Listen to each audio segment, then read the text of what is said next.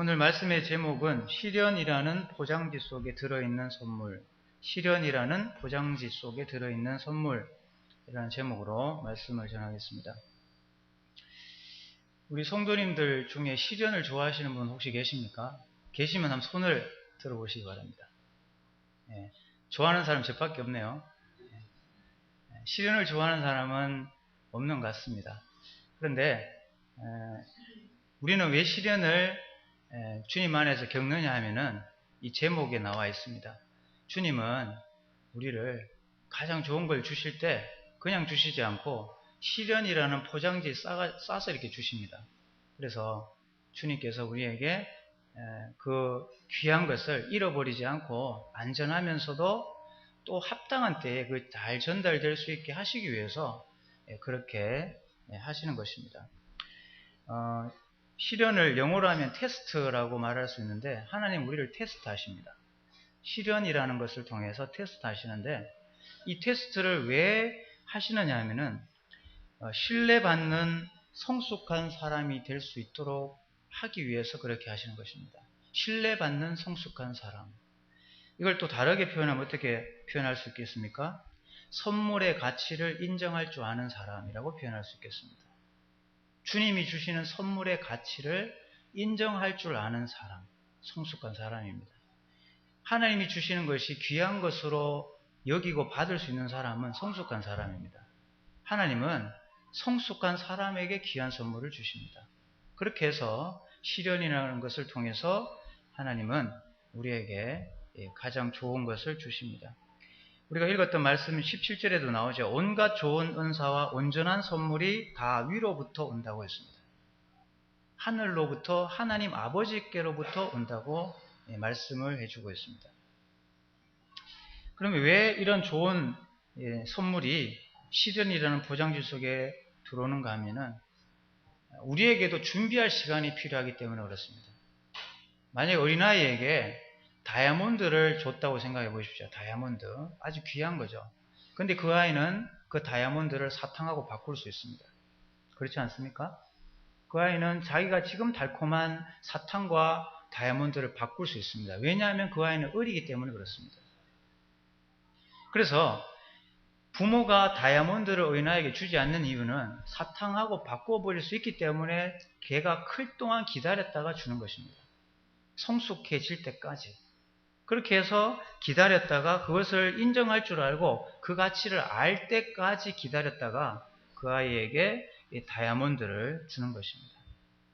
그 성숙함을 이루는 방법이 뭐냐면 시련이라는 것입니다. 시련.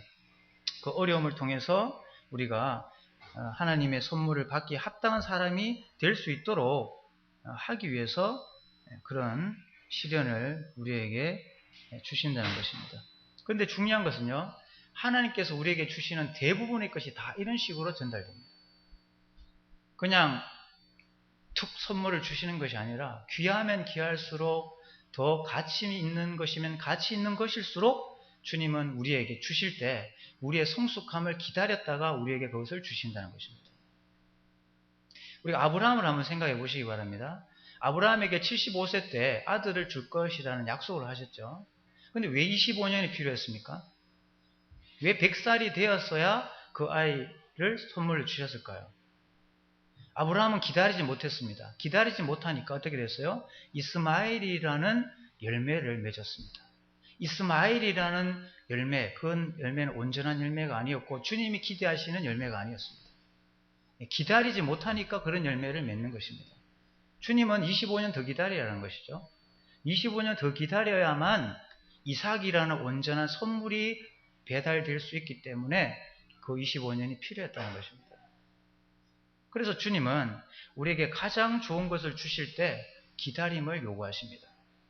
그리고 시련이라는 포장지 속에 그걸 숨겨 두셨다가 그 시련을 잘 통과한 테스트를 통해서 신뢰를 쌓은 사람, 성숙한 사람, 선물의 가치를 아는 사람에게 그 선물을 열어서 보여주십니다. 드디어. 그때까지 우리는 우리가 원하든 원치 않던 그 시련을 견뎌야 합니다. 그것이 바로 주님께서 우리에게 시련을 주시는 이유입니다. 아브라함이 이스마엘이라는 열매를 맺었을 때 언제였습니까? 그때는 내가 이때쯤 되면 받을 수 있다고 하는 생각을 그가 가졌을 때였습니다. 이때쯤 아니면 내가 나중에는 애를 못 가지니까 지금 내가 가져야겠다고 하는 자기의 그 욕망이 마음속에 있을 때 이스마엘을 맺었다는 것입니다. 그런데 25년이 지난 다음에 이삭을 주셨을 때 아브라함은 어떻게 됐습니까? 그는 그 이삭을 온전히 주님 앞에 드릴 수 있는 성숙한 사람이 되어 있었습니다. 그래서 하나님은 우리에게 반드시입니다. 반드시 충분한 시련의 시간을 통과한 다음에 가장 좋은 걸 우리에게 주신다는 것을 꼭 기억해야 합니다. 그래서 우리는 야고보서 2장 말씀을 1장 2절에서 18절 말씀을 우리가 잘 배울 필요가 있습니다. 왜 이렇게 하시나 라는 것을 우리가 이해하고 또 배워야 합니다. 왜냐하면 우리에게 주어지는 대부분의 것들이 다 기다려서 우리에게 전달되기 때문에 그러하다는 것입니다. 그래서 시련이라는 포장지 속에 들어있는 선물을 받기 위해서 우리 성도님들은 시련을 사랑하시고 기뻐하시기를 바랍니다. 왜냐하면 주님은 그것을 넘어 우리에게 좋은 것을 지금 준비하고 계시기 때문임을 우리가 잘 알고 있기 때문에 그렇습니다. 그래서 2절에 보면 우리가 참 믿기 힘든 말씀을 하고 있습니다. 내 형제들아 너희가 여러 가지 시험을 당하거든 온전히 기쁘게 여기라. 이 말씀만 봤을 때는 도저히 이해가 되지 않지만 그 시련이 가져다 주는 그 온전한 주님의 영광과 열매들이 있기 때문에 이런 말씀을 우리에게 하시는 것입니다.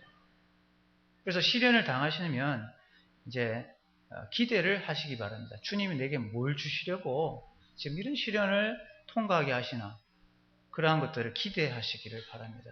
그랬을 때 주님은 때가 되면은 그 포장지를 열어서 성숙하게 된 우리에게 그 성숙한 것들을 받을 수 있는 합당한 사람이 된 우리에게 그것을 열어주십니다. 그랬을 때 그것이 우리의 가장 빛나는 보석으로 함께 하게 되는 것입니다. 다이아몬드가 되는 거죠. 그래서 이 시련을 거룩한 시련, 테스트라고 우리가 표현할 수가 있다는 것입니다. 왜냐하면 우리의 삶을 더 견고하게 하고 더 성숙하게 하고 더 귀한 것들을 얻을 수 있도록 하기 때문에 그러하다는 것입니다. 그래서 이 시련을 잘 견뎌야 되는데 이 시련을 통과하는 데 있어서 이제 우리에게 필요한 것들이 있습니다. 이 시련을 견디기에 필요한 것들이 뭔지를 성경에서 소개하고 있는데 그것은 세 가지로 우리가 말씀을 통해 볼 수 있습니다. 첫 번째 뭐냐면은 인내입니다. 인내. 시련을 견디기 위해서 우리에게 필요한 것은 인내라는 것을 알 수가 있고 그 다음에 우리에게 필요한 것은 지혜입니다. 지혜. 그리고 믿음이 필요합니다. 믿음이 필요하고 그 다음에 주님을 향한 소망이 우리에게 필요하다는 것입니다. 우리가 성도님들을 만나보면은 너무나 오랜 기간의 시련 때문에 이제 쉽게 말하는 탈진 상태라고 할까요?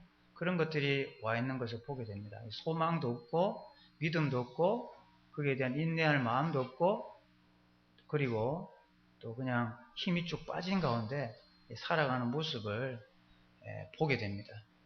그래서 그러한 것이 왜 왔냐면은 그 가운데에서 이겨낼 수 있는 지혜가 그때 이제 필요한데 그 지혜가 없기 때문에 그런 일이 벌어진 것입니다.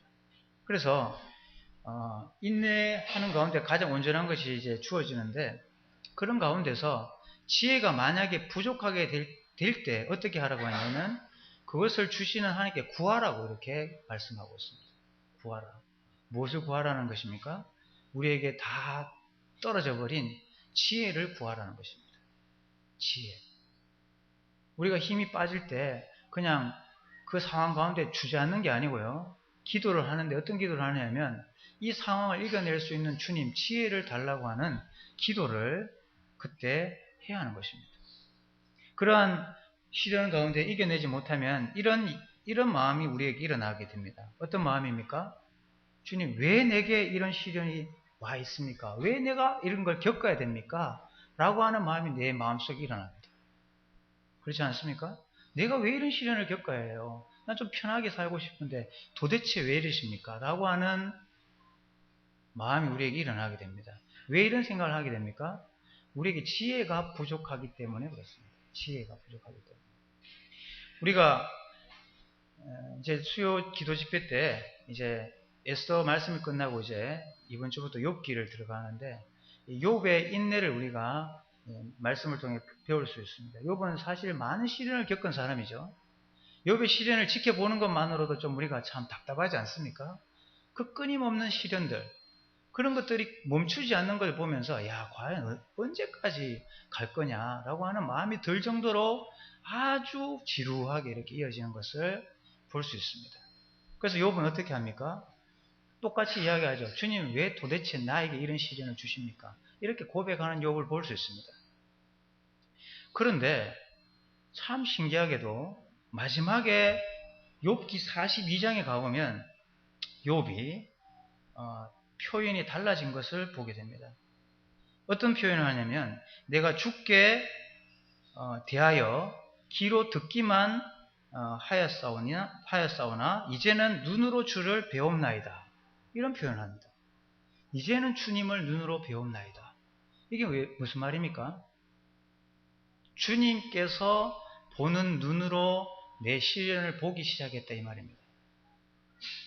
주님이 주시는 지혜가 왜 우리에게 필요하냐면 내게 임한 지혜를 어떻게 보느냐면 주님께서 바라보는 시각으로 그 시련을 보기 시작합니다. 그렇게 될 때 욥은 나는 잘못했고 주님은 옳다고 고백합니다. 이제 바뀝니다. 나는 잘못됐고 주님이 옳다고 고백하는 순간이 언제냐면 우리의 마음속에 주님의 지혜로 가득 찰 때입니다. 그래서 우리는 귀로 듣는 주님이 아니라 눈으로 보는 주님을 만나게 해달라고 고백해야 합니다. 그래서 내 마음속에 지금 내가 처해 있는 상황을 바라볼 수 있는 그 눈이 주님이 보는 시각으로 볼 수 있도록 하는 그 눈을 달라고 하는 그 기도는 지혜 달라고 하는 기도입니다. 지혜. 전에도 말씀드렸지만 어떤 자매님이 입원했을 때 아주 고통스러운 사고를 당해 입원을 했습니다. 그래서 어떤 말을 위로해야 될지 모를 때가 있지 않습니까? 병원에 갔을 때. 그럴 때 그 입원해 있던 그 엄청난 시련 가운데 있는 자매가 이렇게 이야기합니다. 저를 위해서 이렇게 기도해 주시기 바랍니다. 지금 내가 통과하고 있는 이 시련을 주님께서 보는 시각으로 볼 수 있도록 기도해 주십시오. 라고 이렇게 기도했다는 것입니다. 그것이 우리의 기도가 되어야 되는 것입니다. 지금 내가 당하고 있는 시련이 주님이 어떻게 생각하고 있는지에 대한 눈으로 이걸 볼 수 있게 해달라고 기도하는 겁니다. 그렇게 될 때 우리는 그 긴 시련을 인내할 수가 있게 되는 것입니다. 그래서 시련 가운데 시련을 통과하는 성도님이 여기 계시다면 반드시 주님 앞에 기도를 하는데 지혜를 달라고 하는 기도를 해야 하는 것입니다. 주님이 허락하신 이 시련 잘 이해되지 않습니다. 그러나 이것을 이해할 수 있고 바라볼 수 있는 주님의 눈을 저에게 허락해 주세요 라고 하는 기도를 하면 어떻게 약속하십니까? 너희 중에 누구든지 지혜가 부족하거든 모든 사람에게 후히 주시고 꾸짖지 아니하시는 하나님께 구하라. 그리하면 주시리라 라고 말씀하고 있습니다. 그때 기도는 주님이 반드시 응답하는 기도입니다. 그걸 이겨낼 수 있는 힘 달라고 하는 그 기도를 주님은 외면하지 않습니다. 시련이 버겁다면 그 시련의 버거운 그만큼 그걸 견딜 수 있는 힘을 달라고 하는 기도가 우리에게 반드시 있어야 합니다. 그렇게 될 때 주님은 약속대로 우리에게 그 시련을 이겨낼 수 있는 지혜를 우리에게 주신다고 약속하고 있습니다. 그런데 이것을 기도할 때 우리에게 믿음으로 기도할 것을 말씀하고 있습니다. 그래서 지혜와 믿음이 필요합니다. 의심하지 않고 그것을 구할 수 있는 그 마음이 믿음이라면 두 가지 마음을 가지고 이렇게 기도하는 것이 의심하는 마음입니다. 이러한 마음은 어떤 마음입니까? 두 마음을 품는 마음이고 바람에 밀려 요동하는 바다 물결 같은 마음이다 라고 말씀하고 있습니다. 이 시련을 통해서 좋았다가 나빠졌다가 괜찮을 거라고 생각했다가 또 나빠질 거라고 생각하는 왔다 갔다 하는 그런 삶이 아니라 하나님을 믿는 굳건한 믿음 가운데서 주님 주시는 지혜로 그 시련을 통과하기를 주님께서 원하신다는 사실을 우리에게 보게 됩니다. 그러한 지혜와 믿음을 우리 성도님들이 구하신다면 포장지에 쌓여있는 그 시련이라는 포장지에 쌓여있는 그 엄청난 선물을 우리가 드디어 받을 수 있게 될 것입니다. 그리고 9절에서 11절 말씀에 보면은 가난한 자와 이 부자에 대한 언급이 나옵니다. 이 가난한 자는 다르게 한 표현해 본다면 더 잃을 것이 없는 사람입니다. 더 잃을 것이 없는 사람. 집이 없는 사람. 자기 명의로 된 집이 없는 사람. 혹시 성도님 중에 계십니까? 집이 없는 사람은요, 집값이 뛰는지 떨어지는지 별로 관계가 없습니다. 집값이 오르든 말든 별로 관심이 없어요. 저도 관심이 별로 없습니다. 왜냐하면 집이 없기 때문에 너무 마음이 편해요. 집값이 뛰든지 말든지 별로 관심이 없습니다. 주님께서 우리를 혹 가난하게 하신 이유는요, 좀 더 가볍게 살아갈 수 있도록 하는 그런 은혜입니다. 바로 그 말씀을 지금 여기서 하고 있는 것입니다. 왜 낮은 형제는 자기 높음을 자랑할 수 있습니까? 가진 것 집불도 아무것도 없는데 왜 높은 걸 자랑합니까? 아무것도 없는 사람은 영원한 것을 소망하거든요. 위로부터 오는 좋은 것들을 사모하게 되어 있습니다. 소망을 가지게 됩니다. 그래서 시련은 좋은 것입니다. 물질이 좀 없는 것이 좋은 것입니다. 왜냐하면 그 없는 물질 때문에 주님을 더 바라보기 때문에 그렇습니다. 그래, 주님 내게 처소를 예비하러 가셔가지고 지금도 내 거할 곳을 마련하고 계시니까 그때까지 기다리자. 이런 마음이 더 많이 일어나기 때문에 그렇다는 것입니다. 반대로 부자들 걱정할 것이 참 많죠. 제가 부동산을 형제님의 그 이야기를 들어보니까 돈이 너무 많은 사람은요, 돈이 너무 많아서 걱정이에요. 세를 놔도 세를 더 많이 못 받을까봐 세를 못 낳고 있는 사람, 이런 사람들이 있는 걸 들어봤습니다. 차라리 내가 가지고 있지, 세 더 많이 받으려고 그렇게 고민하면서 자기 재물에 대해서 집착하고 살아가는 것을 듣게 되었습니다. 참 이렇게 가련하다, 불쌍하다는 생각을 했습니다. 근데 믿는 그리스도인이 부자인데 재물을 잃어버립니다. 왜 그렇습니까? 왜 그런 시련이 일어납니까? 지금 내가 가지고 있는 거 풀의 꽃과 같이 다 없어질 것이라는 걸 보여주기 위함입니다. 그렇게 될 때 어떻게 됩니까? 내가 더 영원한 것을 바라볼 수 있는 기회가 되는 것입니다. 그 말씀을 지금 하고 있습니다. 부한 자는 자기의 낮아짐을 자랑할지니 돈이 막 없어집니다. 원래 부자였는데 계속 돈이 없어지고 어려워집니다. 왜 그렇게 하십니까? 더 위의 것을 바라보고 살아가기 위한 시련인 것입니다. 그렇게 했을 때 주님 앞에 더 영원한 것을 소망할 수 있도록 하기 위한 그러한 기회가 되기 때문에 주님은 그렇게 하신다는 것을 알게 됩니다. 그래서 우리 성도님들은 부자 쪽으로 좀 기울여 있는 분들은 잃어버린 거에 대해서 집착하지 마시고 그냥 감사함으로 사시고, 또 내가 가난하다고 생각하시는 분은 가난한 그 자체를 만족하시기 바랍니다. 집 없는 사람은 집값 걱정 안 해도 되지 않습니까? 걱정거리가 하나가 줍니다. 그래서 더 주님을 바라볼 수 있는 기회가 된다면 그것은 감사한 일입니다. 그 말씀을 주님께서 하고 계십니다. 그래서 시련은 참 감사한 것입니다. 더 영원한 것을 바라볼 수 있도록 하기 때문에.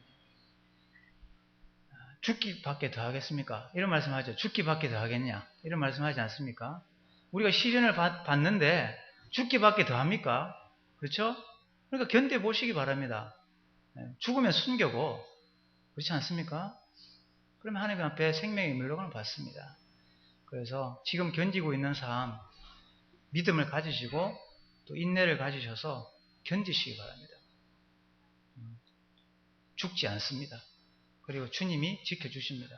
그렇기 때문에 우리는 인내를 가지고 견딥니다. 12절에 보시면 시험을 참는 자는 복이 있나니 이는 시련을 견뎌낸 자가 주께서 자기를 사랑하는 자들에게 약속하신 생명의 면류관을 얻을 것이기 때문이라.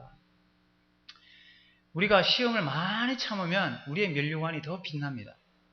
이 땅의 삶을 살면서 남보다 더 많은 시련을 견딘 사람, 신앙하면서 더 많은 시련을 겪은 사람은 주님 나라 갔을 때 반드시 큰 상을 받게 되겠습니다.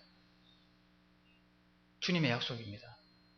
죽도록 충성하라. 생명의 면류관을 너에게 주리라. 주님이 약속하셨습니다. 순교의 순간까지 참을 수 있다면 시련을 견뎌내고 주님 앞에 살아가는 우리 성도님 되시길 바랍니다. 그것이 주님의 약속입니다.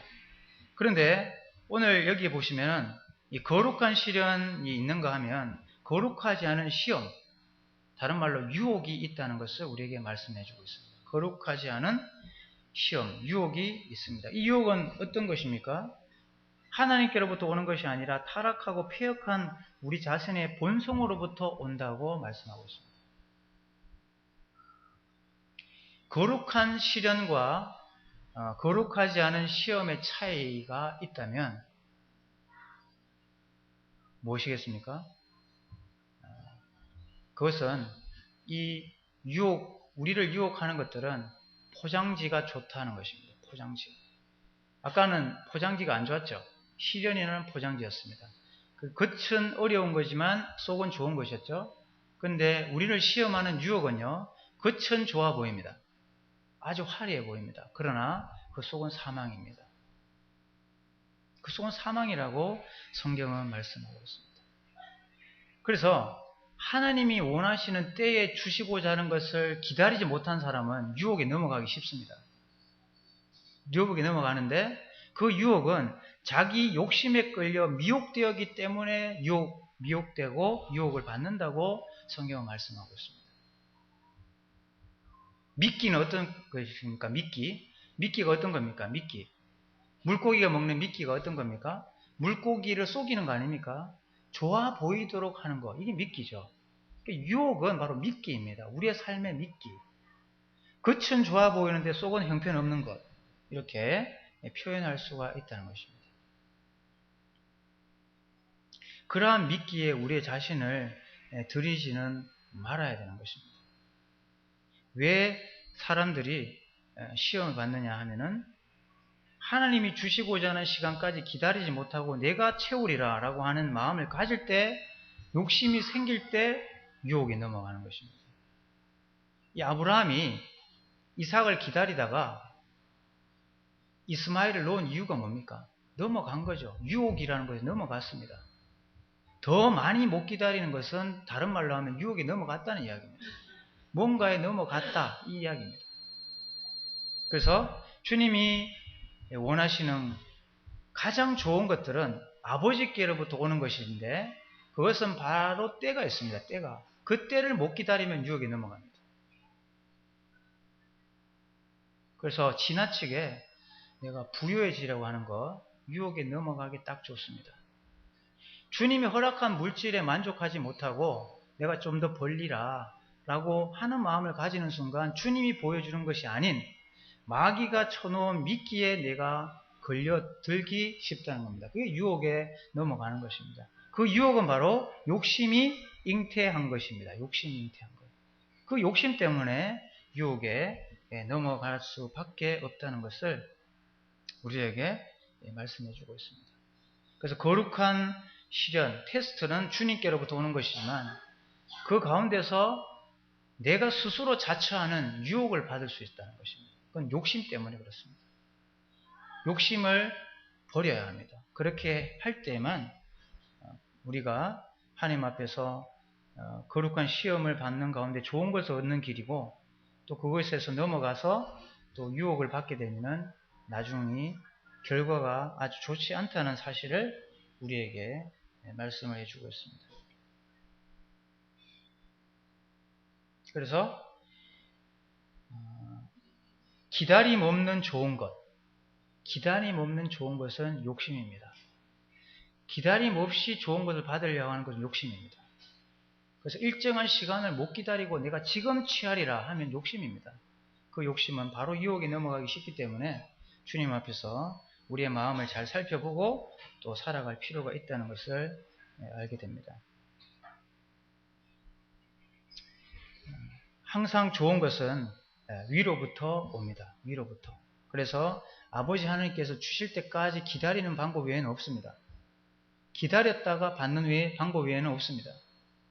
기다리지 못하고 시련을 견디지 못하면 여지없이 유혹에 넘어가는 우리의 삶이 될 수밖에 없다는 것을 기억하시고 또 주님 앞에서 우리 시련이라는 포장지 속에 쌓여있는 이 좋은 것들을 우리가 인내하면서 이렇게 얻을 수 있는 우리 성도님들이 다 되시기를 바랍니다.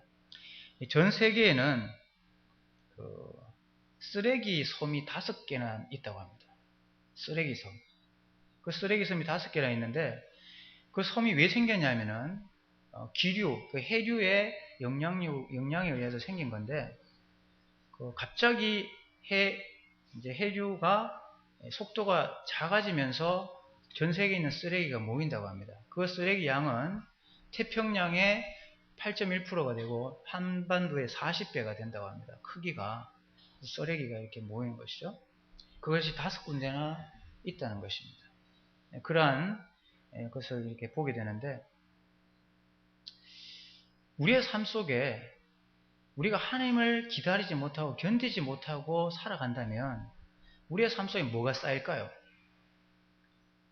우리 삶 속에 성도라는 삶 속에 인내를 빠뜨린다면 뭐가 쌓일까요? 저는 성도의 삶에 인내를 뺀다면 세상에 있는 것들이 우리에게 쌓인다고 저는 생각합니다. 주님 앞에서의 인내가 없으면 세상에 있는 것들이 우리 주변에 쌓입니다.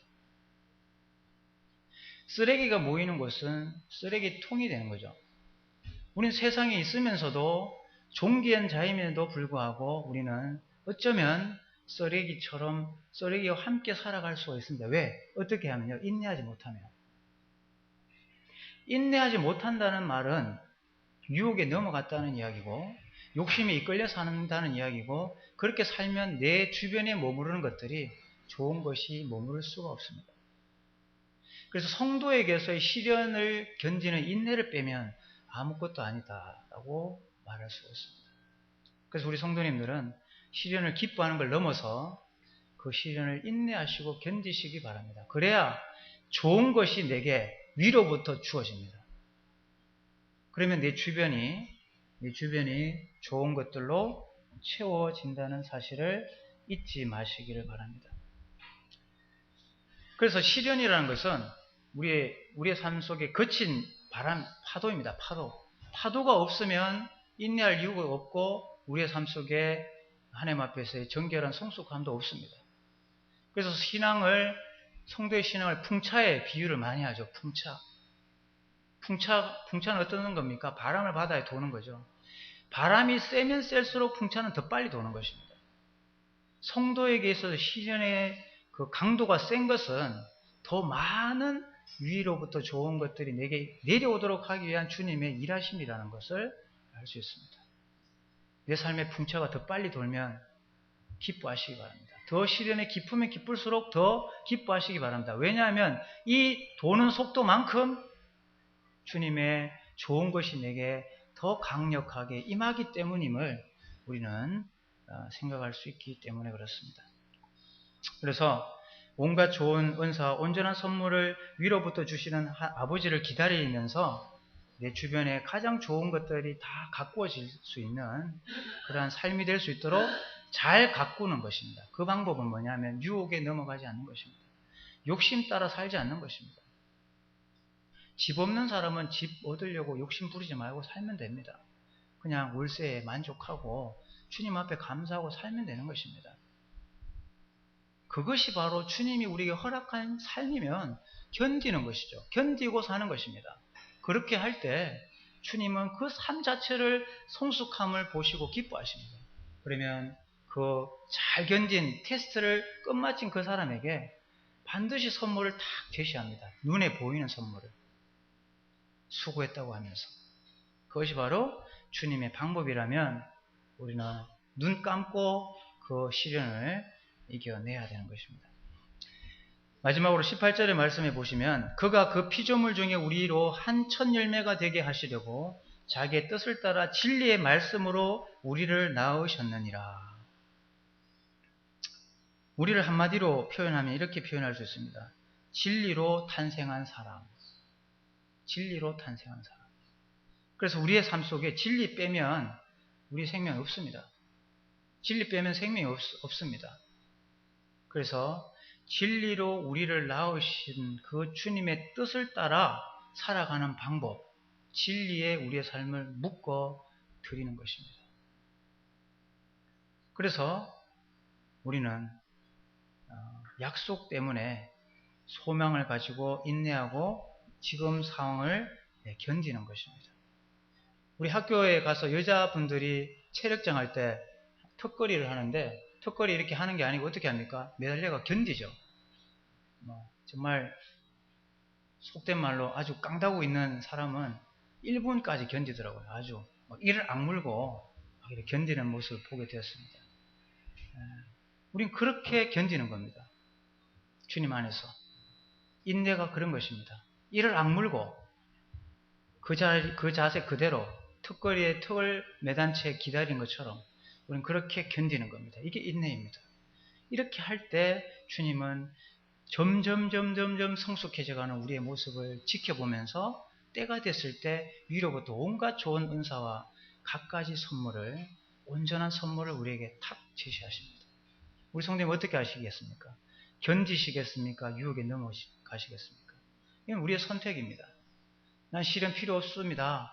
주님 주신 실은 필요는 없어요. 그럼 유혹에 넘어가서 우리는 좋은 것들을 믿지 못하고 우리 주변에 어쩌면 쓰레기 섬과 같은 주변에 머물러 있는 삶이 될 수밖에 없는 것입니다. 그런 삶을 살아가지 않기 위해서 우리는 진리 가운데 무장을 해서 진리의 말씀을 붙들고 주님 앞에서 견뎌 나가는 것입니다. 우리 앞에 조금은 넘기셔서 히브리서 말씀을 보시겠습니다. 히브리서 6장 말씀.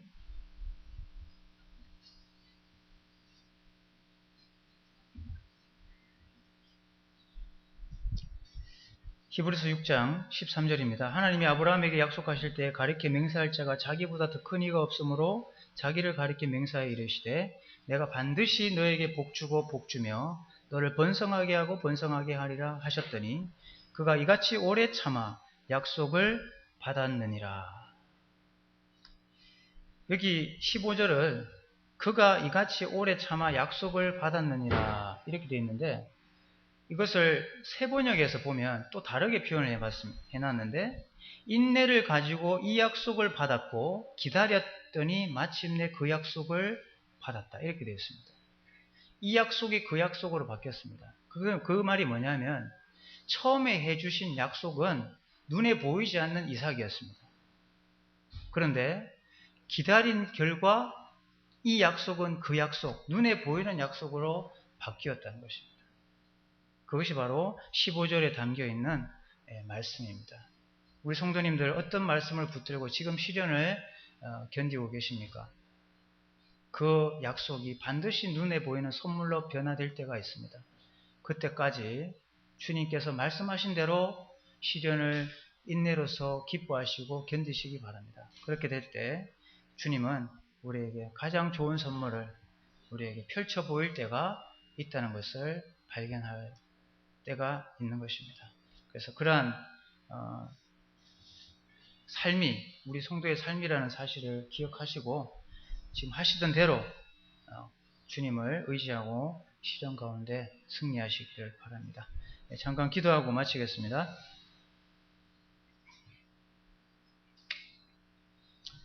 이 시간 시련을 잘 견디지 못했다면 주님 앞에 그 마음을 고백하시고 이제 그 시련을 견디기 위해서 필요한 것은 세 가지였습니다.